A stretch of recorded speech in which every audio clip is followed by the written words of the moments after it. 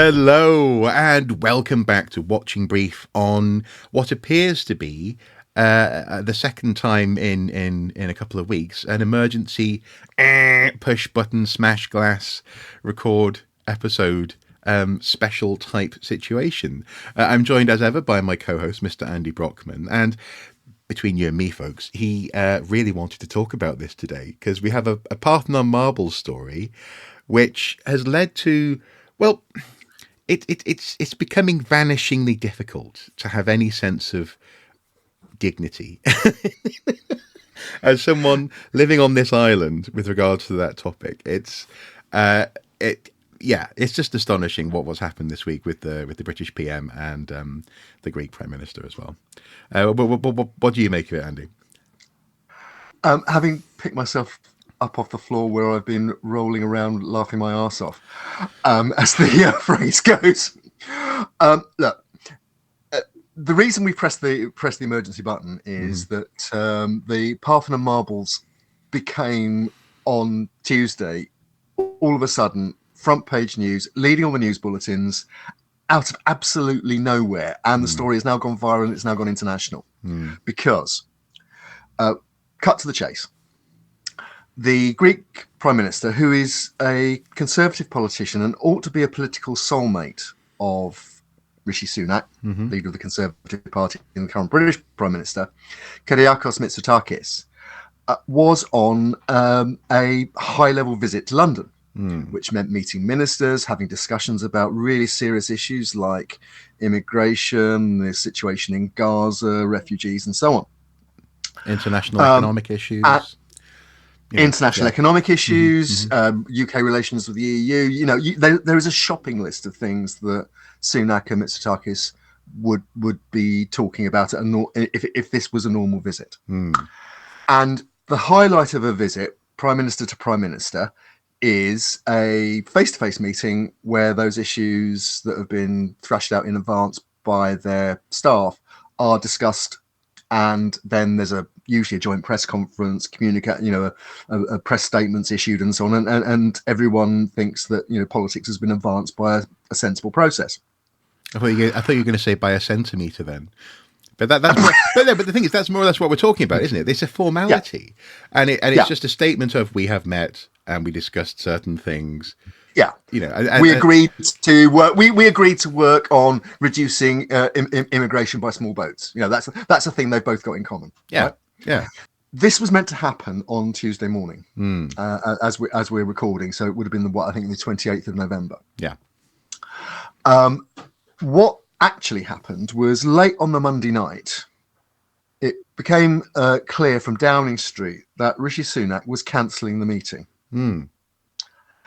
Now, this is unusual at the best of times, and to do it late on the evening, in the night even, before the meeting's meant to be taking place, is pretty much unheard of for this kind of visit. These kinds of visits are prepared for months in advance by the staffs and foreign ministries on both sides. So a last-minute event like this is pretty much unheard of. And then we found out why it was being cancelled. Yeah. Was it? So let me ask you: was it cancelled because of pressing, shocking matters abroad? Was it cancelled because the Greek Prime Minister wanted to bring up Rishi Sunak's incredibly short trousers? Was it cancelled because the Greek Prime Minister was going to say something that was completely unpredictable and that no one could have prepared for? No, it was cancelled because he did an interview with the Laura Kuenssberg programme on BBC One on the Sunday morning, where she asked a direct question about the Parthenon marbles, and he said, "Yeah, we'd like to have them back, please. Thank you very much. They're a work of art. It's having half in London and half in Athens." I'm paraphrasing here, but this is the gist of what he said. It will be, and I am quoting here, it will be like cutting the Mona Lisa in half. Now, in saying that, it's a graphic image. It's I think a perfectly valid image. And as you say, it's something that Greek governments have been saying since the middle of the 1830s, when Greece became independent from Ottoman Turkey. It is one of the most predictable, most obvious things that will going to come up in conversation. And crucially, there's a precedent. If you don't want to change things here in the UK, as the government at least, we'll come on to the museum in a second. If you don't want to change things as the government, there is a precedent as to what you say. You say no. You say no, we're not going to change the law on the Parthenon marbles and their return. Or even if you want to be really inflammatory, you can call them the Elgin marbles, which I've noticed a few journalists have been using that term again this week, actually. And conservative politicians, and that's done very deliberately. Yeah, it's done very deliberately to move the narrative away from the Greek narrative and to the narrative that they are owned by the British Museum under the British Museums Act and cannot be returned to Greece. Yeah, because obviously Elgin made them, hence they're called the Elgin marbles. Yeah. No, it's a piece of political theatre. Yeah. It's lines in a political script, basically.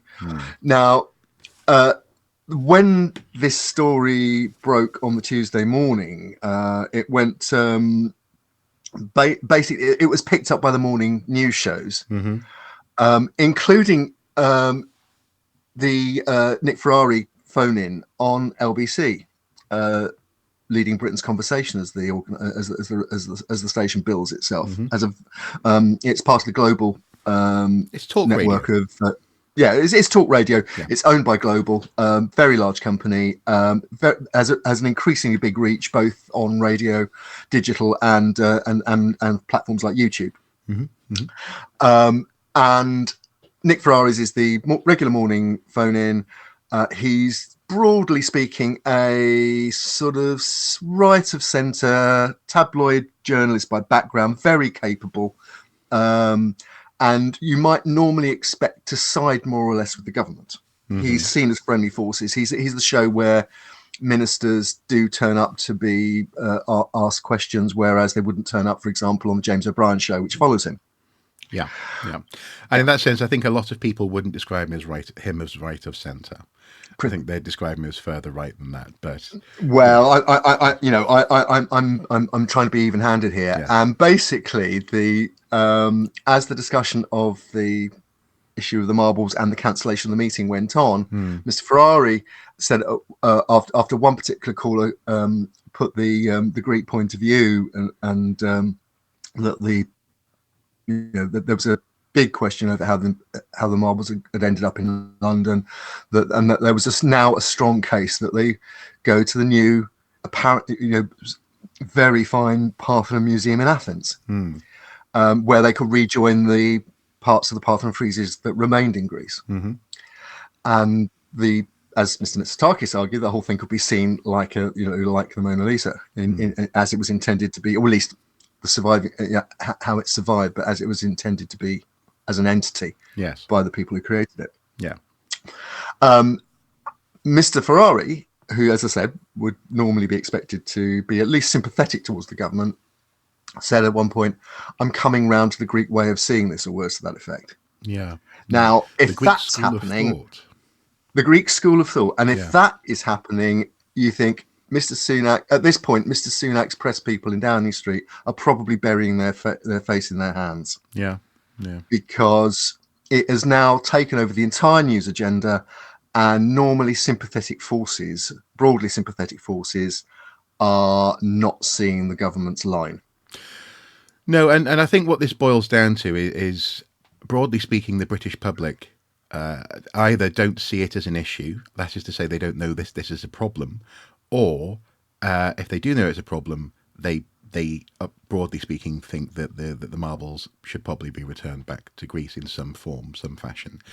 And in that sense, the journalism is following that because presumably people like Ferrari want it's not a big enough issue for him to die on the Conservative hill for, in that sense, is it?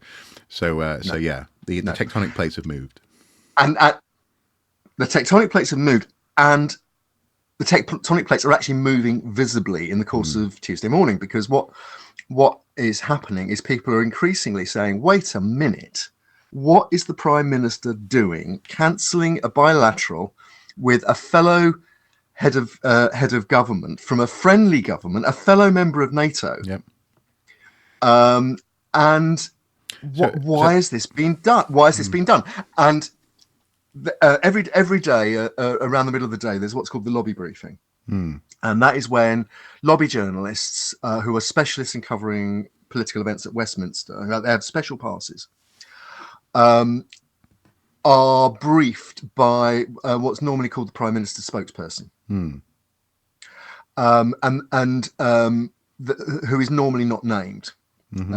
It's actually that usually the head of press or the deputy head of press media in Downing Street. Yeah. And with nothing else going on that day, apart now apparently than the row that Sunak has provoked about cancelling the meeting with Mitsotakis, citing the Elgin marbles. Downing Street doubles down. Yeah, and says that the reason the meeting was cancelled was that it was clear that Mr. Mitsotakis had no intention of discussing all these other important bilateral issues like immigration and Gaza and EU relations and so on, but he was determined to relitigate things that had been settled in the past. Yeah, and even further and even more provocatively, they accused the Greek. The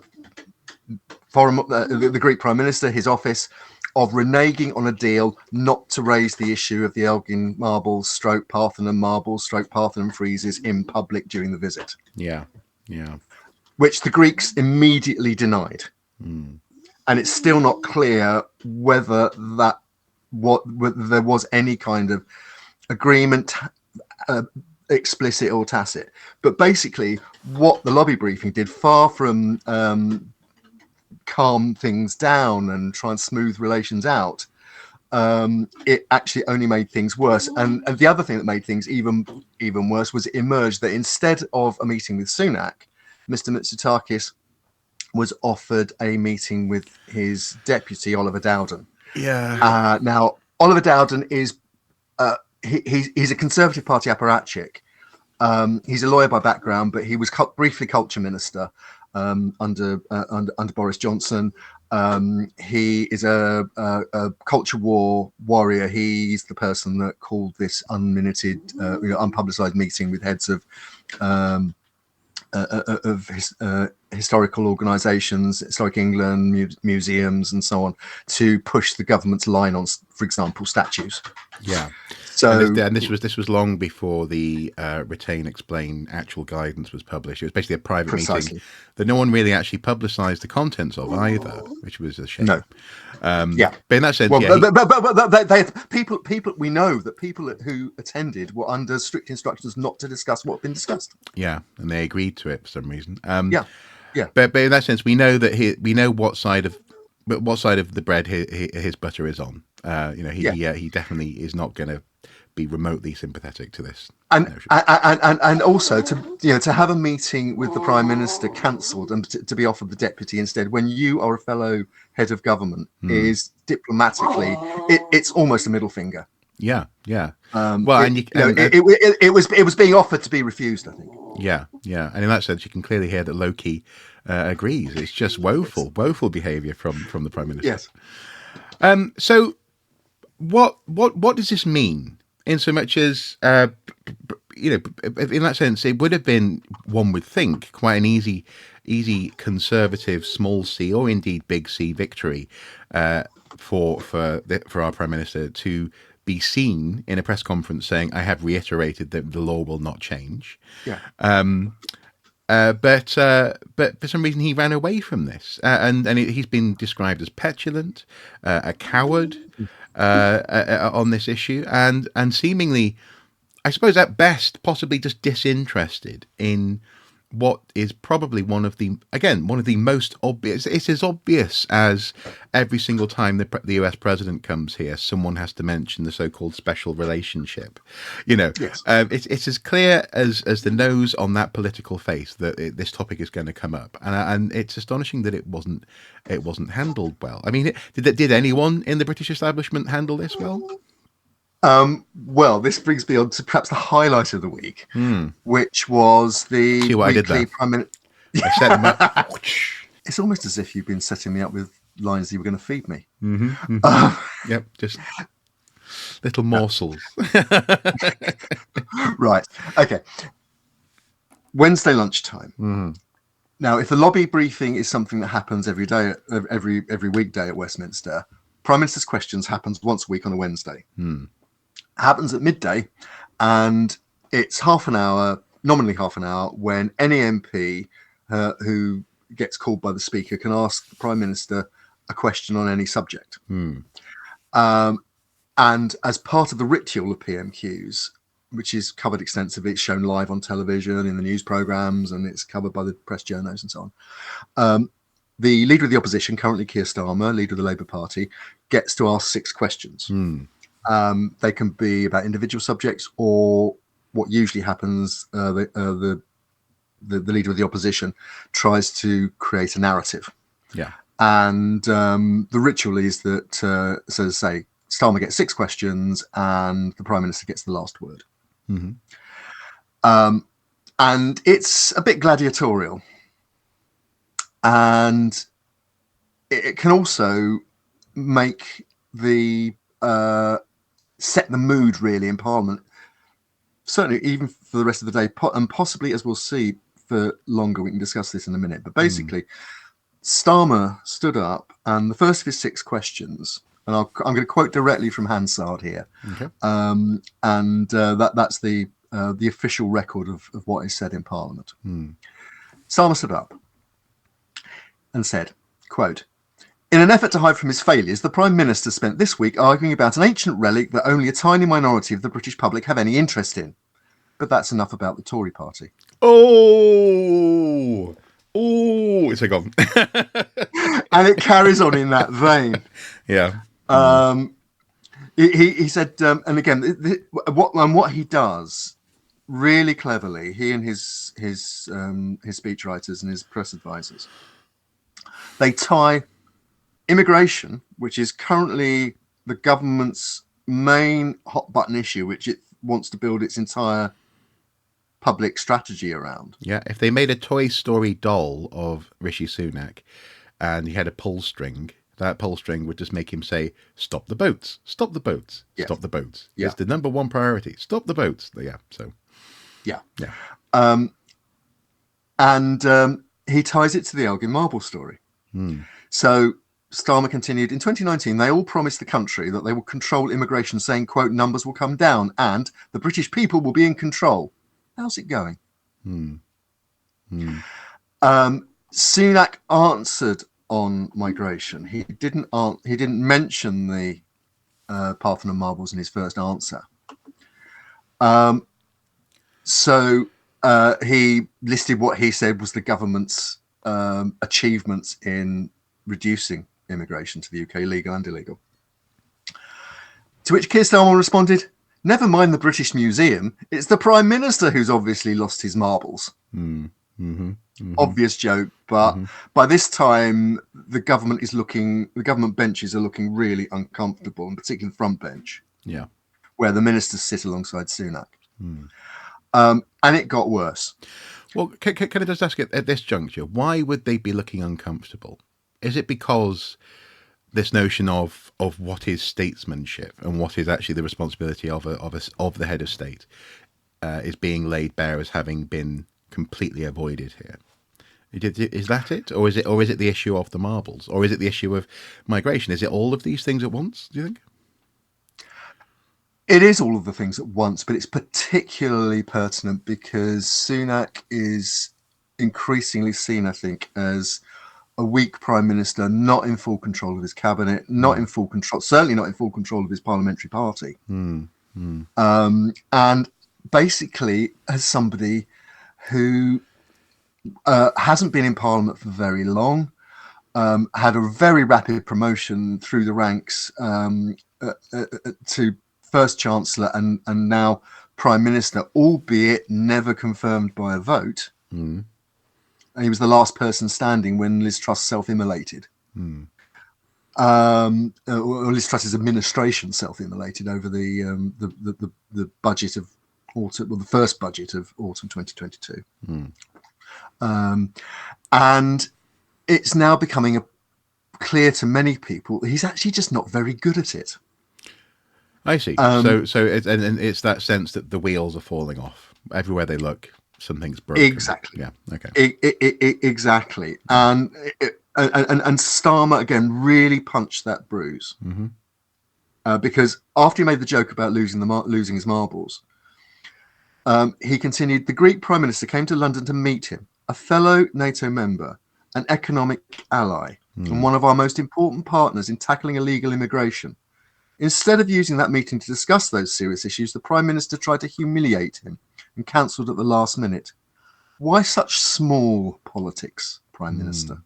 Then Sunak tried to restate his case. He said, of course, we're always happy to discuss important topics of substance with our allies, like tackling illegal migration or strengthening our security. But this is where he doubles down. And again, people argue he made another really bad mistake because what he said, it gave the story legs and it really angered the Greeks. Because he said, but when it was clear that the purpose of the meeting was not to discuss substantive issues for the future, but to grandstand and relitigate the issues of the past, it was not appropriate. Furthermore, specific commitments and assurances on that topic were made to this country and then broken. It may seem alien to the right honourable and learned gentleman, but in my view, when people make commitments, they should keep them. Yeah. That's pretty explicit. Yeah. That's pretty explicit. That's sticking your neck out quite a long way. And I think it has to be said, nobody's produced any evidence of those undertakings. No. And for a British Prime Minister to suggest that he could meet the Prime Minister of Greece of any political background, and that the Greek Prime Minister not mention the Parthenon marbles as part of their bilateral, really hasn't done politics 101. No. Now, this is something which more broadly he's been criticised on across his public life, isn't it? In so much as it appears that Rishi Sunak is not accustomed to people saying no. He's also not accustomed, as I think was it a Sky journalist asked him and pointed out, that he's not accustomed to losing. He's always, as you say, he's had such a rapid rise through the ranks that he's accustomed to things going his way.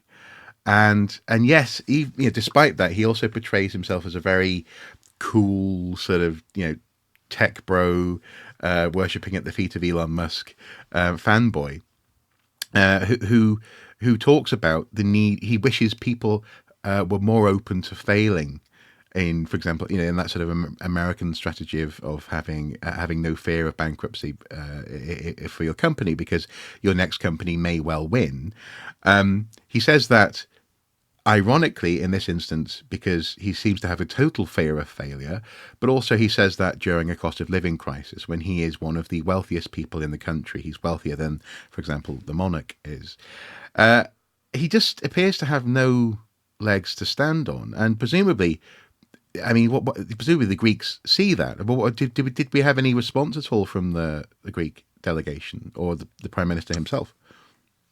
Well, there's been perhaps we'll come to the Greek response in a minute, because I just want to just finish off on Starmer, because keeping up with the theme, and it's a very well constructed group. I do urge people to read the exchange in Hansard, because you can see how well constructed Starmer's questions were and how the Prime Minister just basically bounce from stock phrase to stock phrase to attacking Starmer for even at one point he attacked Starmer for saying that he was asked to choose his favorite song and he came up with Ode to Joy, literally the anthem of the European Union. Now, Ode to Joy may be the anthem of the European Union, but it is also possibly one of the most glorious pieces of music ever written, and I loved it before it began, before I knew it was the anthem of the European Union.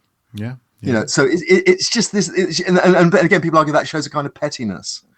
But actually, I think Ode to Joy turns up in Die Hard 3. Does that mean he's also a fan of Die Hard 3? Well, it actually turns up in Die Hard 1 in particular. Does it? If you Okay. remember Hans Gruber, the Yes, leader when of it the villains, opens, when is the safe yes, opens, yes. when they open the vaults, Yeah. and get the money. Yeah, exactly. Absolutely, Yeah, it's one of the great scenes in modern cinema. Yeah, I mean that's fine. You can be a fan of Die Hard, but you know the two aren't inextricably connected.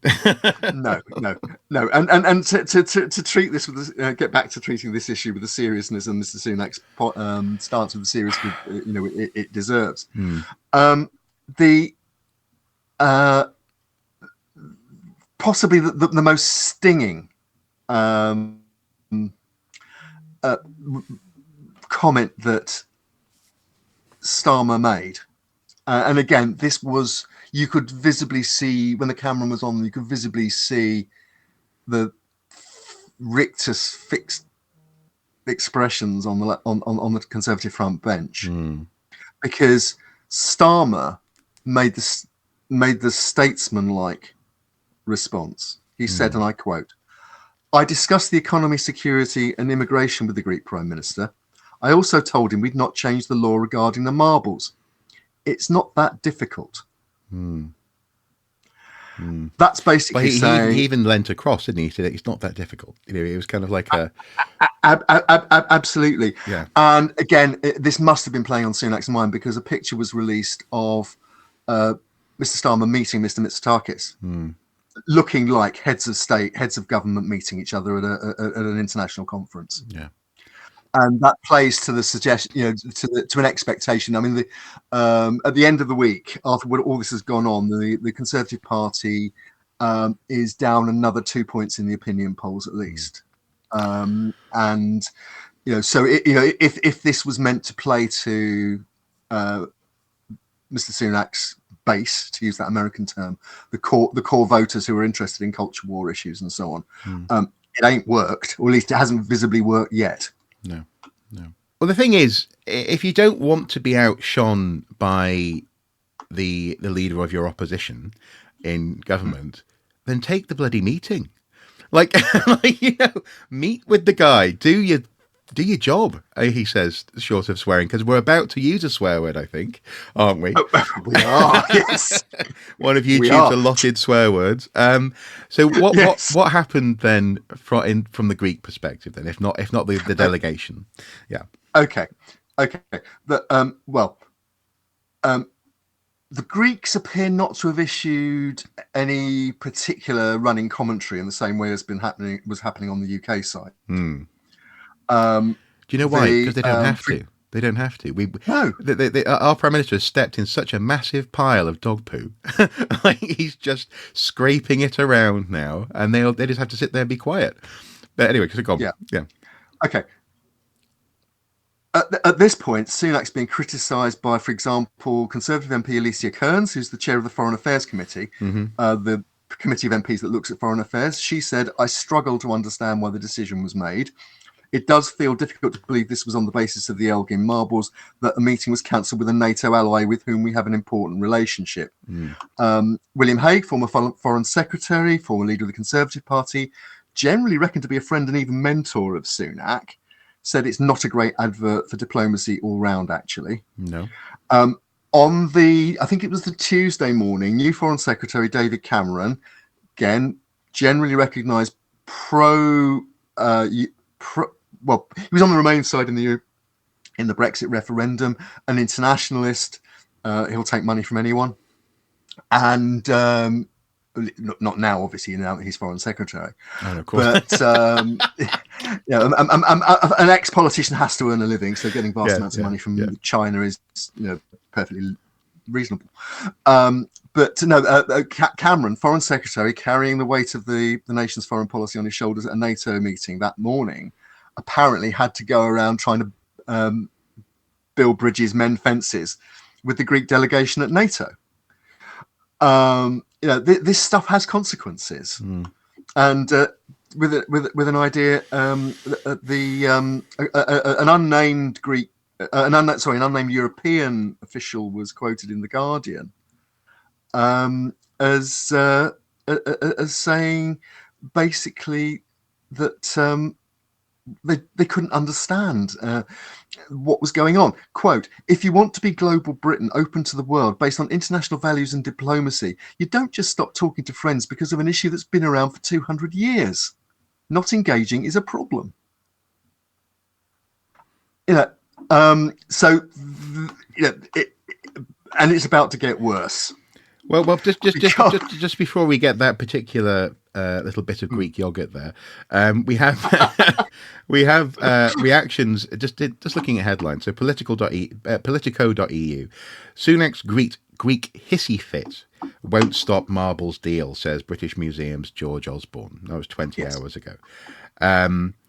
BBC, how the Elgin marbles scream injustice for most Greeks. It's brought it right up to the front page in the BBC, and notice they're calling it the Elgin marbles, but probably for reasons. Elgin marbles latest, what you need to know, that was 3 days ago in Time magazine. Euronews, why Britain should want to return the Parthenon marbles. And actually, on that note, what I should say as well is it's worthwhile being aware, for people who don't know this, that Greece, as a member of the European Union, has a veto on anything that goes through the European Parliament, just like we did before we left. In fact, we had a stronger veto than they did. But now, let's say, I don't know, in 18 months' time, potentially our government is looking to, or a different government is looking to renegotiate border controls and stuff about taxation, and maybe even get closer to the European Union economy. Greece can say no. They can just, and you snub one of those countries, and you run the risk of snubbing them all. It's such bad politics, such bad, as you say, global Britain. It's a hissy fit. It's really sad. But go on, come on, lay it on me. Go on, give me the Greek yogurt with a bit of honey. Yeah. This is the highlight of the week, certainly as far as Downing Street comms goes. Mm-hmm. Because when they saw this, if they were burying their faces in their hands before, they'd have been reaching for the whiskey and the revolver, I think, by this point, because of the way this thing's gone viral on social media. There's a right-of-centre Greek newspaper, the title of which translates into English as Free Hour. Yeah. And yesterday, it ran a front page with a picture of the Parthenon marbles and a picture of Rishi Sunak, and the headline in English, which means it was designed to get for an English-speaking audience, because the rest of the paper's in Greek. Mm-hmm. The headline in English: "Fuck you, bastard."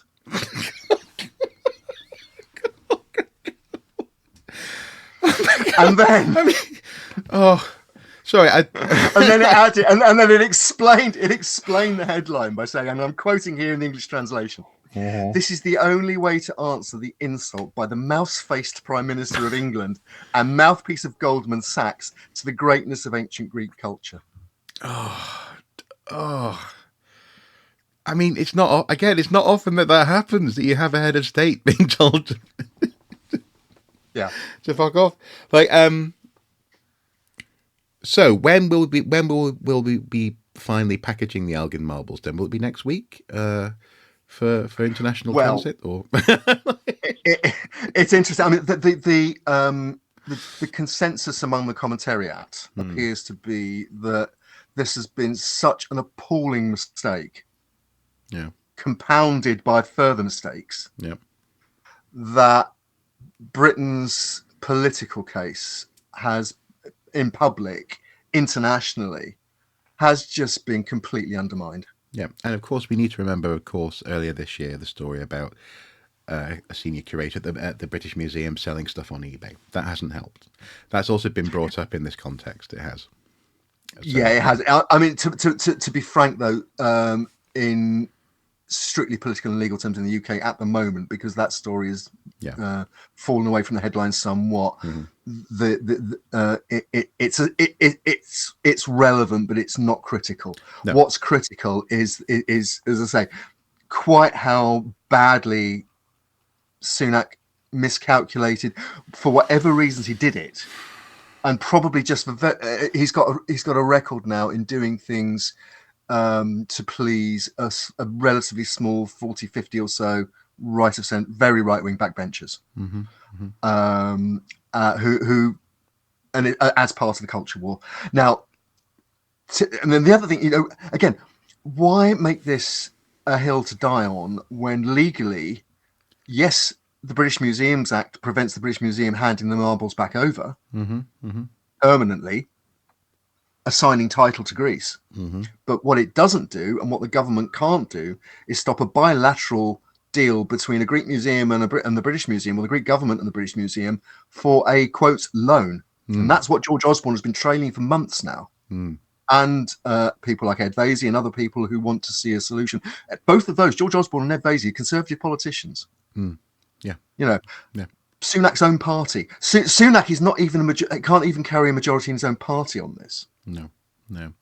He hasn't. And if you after you talked about.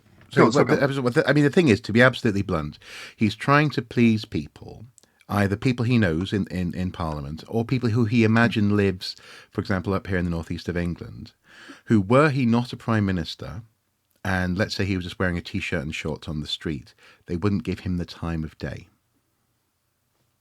because of how he looks, to be blunt. It's really weird. It's really, really a weird, as you say, a strange hill to die on, this one. Yeah. Well, and again, George Osborne, Chair of Governors of the British Museum, senior Conservative politician, former Chancellor of the Exchequer. He has a podcast. All the best people have podcasts these days. And he has a podcast called Political Currency, which he co-hosts with Ed Balls, the former Labour Shadow Chancellor. And they discuss this on this week's edition. And again, we'll supply the link below. But the important quote is Osborne said, trying to analyse what Sunak had done. Is it just petulance, he asked? Is it having a bit of a hissy fit? And I think if that's the reason, it's not because Mitsotakis was going to raise the Elgin marbles. It's because he Mitsotakis, had met the Labour leader Keir Starmer the day before. In other words, because Keir Starmer had that meeting, which is, again, is perfectly normal. He's met President Macron. Is Sunak going to refuse to meet President Macron next time he visits London, if he does before the end of Sunak's premiership? And so was it really just that petty that basically Keir Starmer was looking more prime ministerial maybe than he was? Is he that insecure? Yes. It's just like the problem is you cannot say he's not, because it should be the easiest thing with 200 more, well, almost 200 years, 190 odd years or whatever of precedent. It should be the easiest thing in the world for the British Prime Minister to sit down in the room with the Greek Prime Minister and have everyone know what's going to be said. Can we have the Parthenon marbles back? No, you can't. Or at the very least, no, we won't change the law. You're welcome to talk. And that's where Starmer was really, really clever. Yeah, because by saying on the record in Hansard, we won't change the law. That's fine. But as I was saying just now, you don't have to change the law to reach an agreement. No, but we'll see the Parthenon marbles, Parthenon friezes back in Athens. Yeah, reunited with the ones that remained in Athens. And my sort of last thought on this really is, George, in Political Currency, George Osborne said, and again I'm quoting, "To my mind, as chair of the British Museum, it's all the more reason to press on with our efforts to try and reach an agreement with the Greeks." Starmer and the Labour Party has basically endorsed that approach, that you don't need to change the British Museum Act, but it's perfectly possible to come to an agreement with the Greek government that will see the Parthenon marbles going back to Athens. And I think with polling as it is, and as I say, the Labour lead is currently north of 20, which would see the Conservative Party in Parliament cut by roughly half and a Labour majority of over 100. If it happened, if there was a general election today, it is more likely than not that Keir Starmer will be the Prime Minister after the general election which could come in May, more likely to come in the autumn. But I would suspect that within a year or so of Keir Starmer becoming Prime Minister, if that happens, the Parthenon marbles will be back in Athens. Yeah, it's been a long time coming. I think, if nothing else, this is it's a small earthquake in the great scheme of politics, particularly given the other things that are going on in the world at the moment. But it is it's such an own goal that it's difficult to see a way back. It is, but also in that sense, what it's done, interestingly, from our perspective, is it's turned museums and museum relationships into diplomatic, ambassadorial, if that's the word, discourse. It is now for George Osborne to try and paper those cracks, or even fill those cracks, mend relationships now. By being the head of the British Museum, it's such an own goal, as you say, and also, you could say Sunak shot himself in the foot. You could say something exploded in his face. Whatever he thought he was going to achieve, it has just gone so inverse, so back on himself, such that I mean, yeah. So in that sense, the momentum is undeniable, I think, at this point. Yeah, there's a phrase in diplomacy called blowback, which is basically the law of unintended consequences. And this is top blowback. Tsunami back. Tsunami back, yeah. Can I actually? I said I was going to have the last one. Can I just finish with one last little footnote? We've been dancing on with different phrases, and I've certainly used at least three. I've talked about the Parthenon marbles, I've talked about the Parthenon friezes, and I've talked about the Elgin marbles just in the course of this conversation. Classicist Mary Beard popped up on X-Twitter the other day and said, points of information and pedantry, if you like. She didn't use the word pedantry, but she said basically, technically the Parthenon marbles are the complete Parthenon friezes, not just the ones that are in London. Yeah. Okay, well, folks, that's been a Watching Brief special. Hopefully you've enjoyed it as much as we apparently have. And if you want to support our ongoing work, please do consider supporting us on Patreon. You can also find the Watching Brief badge selection on the Etsy store linked below. Perfect stocking fillers for the archaeologist in your life.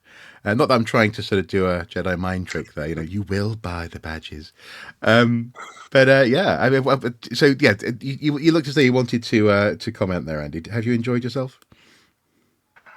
Do I enjoy watching a place I actually still quite enjoy living in humiliating itself on the world stage? Not especially, but on the other hand, this has been blooming funny. Yeah. It's one of those stories that when it first broke on Monday evening, am I actually really seeing this? Has Downing Street so lost the plot that because anybody who knows anything about it, instantly how it was going to play, and it sure enough, and it just so happened that Keir Starmer rose to the occasion on Wednesday at PMQs. A lot of the commentators have been saying that this is almost like doing the after show chat now, isn't it? But perhaps it should be the after show chat. But people were saying it's his best PMQs ever, and more to the point, this may be one of those parliamentary moments, one of those political moments that actually moves the dial, and it's not moving the dial in Sunak's favour. No. Well, until next time, guys, do take care. Bye-bye. There's a stop press moment, and then we have to add something onto this already quite hilarious little dollop of Greek yogurt. So what's happened now? Well, if I just quote from a Sky News report that is time-stamped Friday the 1st of December 2023 at 15:33 hours UK time. It is a report from the COP28 Climate Summit in Dubai, and the headline, I think, says it all. I'm finding it very difficult to keep a straight face here. Okay. king wears Greek tie following Elgin Marbles row between Athens and Downing Street. And that is over a photograph of the King Charles III and Rishi Sunak sort of facing off against each other like two boxers at a weigh-in. And Oh my goodness. And the king is wearing a blue and white striped tie, which if you look carefully, you have blue and white waves. And in between the peaks of the waves are the white cross and blue quarters of the Greek flag. Oh my goodness. Wow. That's quite explicit. I mean, we know that his mother, the late Queen, used to seemingly use jewelry and the colours of her clothes to communicate her opinion on things relatively quietly. But that's unavoidable. That's Yes. Is that doubling down on the Greek newspaper headline? Do you think? Well, I think Royal ascent to the I'm sure the fucking king. I'm sure the king will put it far more politely than that. I mean, I think he saves his real anger for pens that don't work properly. But no, I mean, it's if the week started badly for Mr. Sunak, I think it's finishing on an even lower level. It's probably one of the well, put it this way. Obviously, famously, the male line of the current royal family through his father were the Greek royal family until the Greek monarchy was thrown out in a military coup.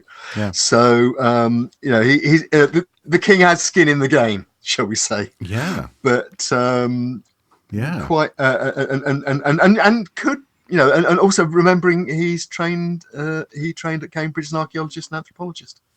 Yes, which makes him a natural ally. No, but I know what you mean. Yeah, he takes an interest in these things, and his dad was a member of the Greek royal family. Yeah, interesting. And I think the other thing, and I think the other thing about this as well, it's known that last year's COP, the most recent COP in Egypt, he wasn't allowed to go, and it's known that his ecological concerns probably aren't matched by Mr. Sunak. No. So there was already a little bit of grit in the gears, shall we say? I bet those weekly meetings are fascinating. Anyway, guys, and we'll never know what's said. No, exactly. Although here, I think you don't need subtitles for this. No, you don't. There you go, guys. That's a quick stop press. I'm going to get back to editing so you can actually watch this. Until next time, take care. Bye-bye. Bye-bye. Who knows what's going to be next time? Who knows?